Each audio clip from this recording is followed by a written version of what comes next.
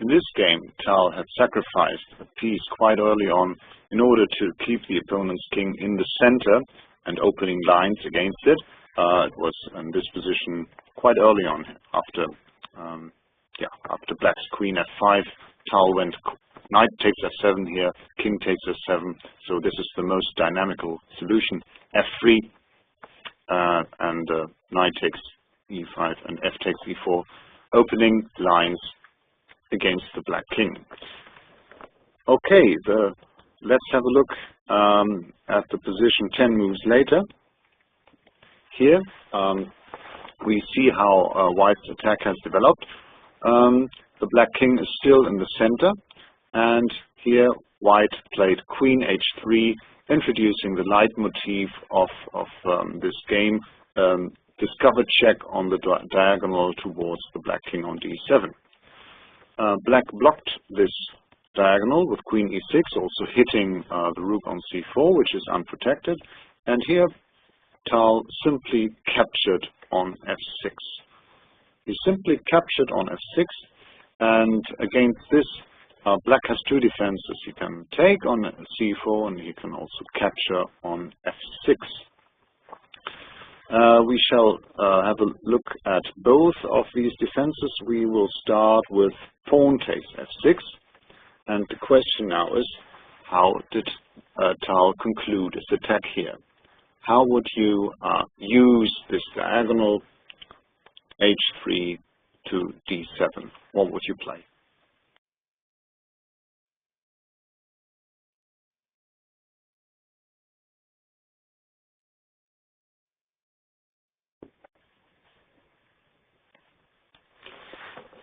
Rook to e4. Excellent. This move deflects the black queen away from this diagonal h3 to d7, and if black captures on e4, the queen is lost. White simply goes rook e5, not rook f4, by the way. Then the queen simply goes back. Rook e4, and in the game, black went queen takes h2, but a2, sorry, but then White simply went rook takes e5, and black resigned for obvious reasons. So, rook e4, excellent.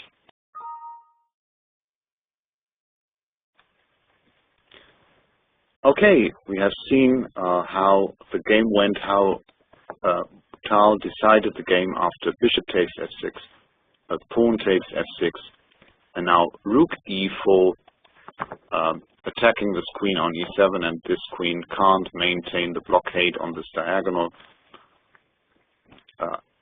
After queen here, rook c5, black resigned. But let's go back to this position after bishop takes f6. We've seen how black lost after pawn takes here, but the question is, what would you do after queen takes e4? Picking up the rook. Of course, now the diagonal is wide open, the diagonal h3 to d7, that is. How would you continue as White here? It's a tricky one, it's a toughie. So, how would you play here?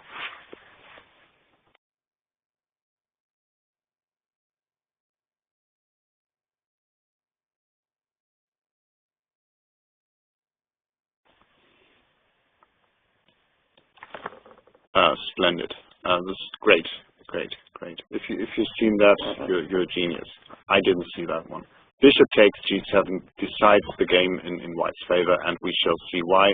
The critical point is that White wants to give a double check, but he doesn't want to give it on d5, but he wants to give it on f7. Very well. Bishop takes g7. Excellent.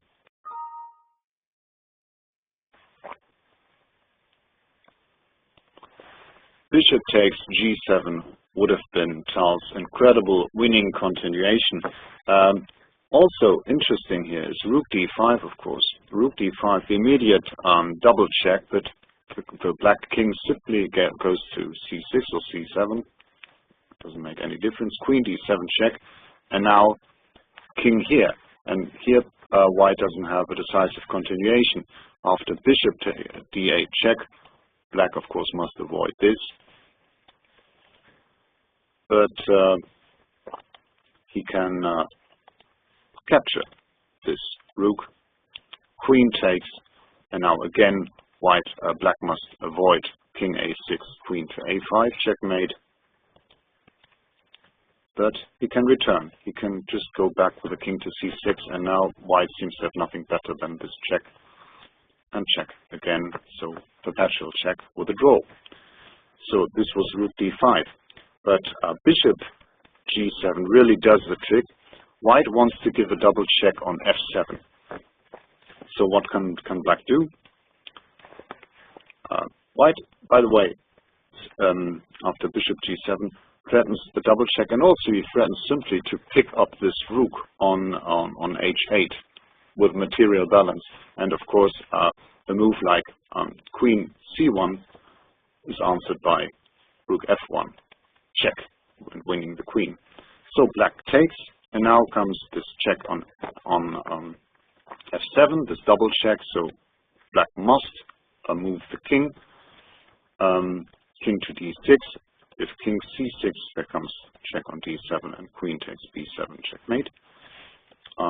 King d6, and now the black king is hunted out in center. Queen d7, king e5, rook f5, check. King e4 and rook f4, picking up the queen. After king here, white can take here, or can play d4 first. Everything's winning, so this is hopeless for black.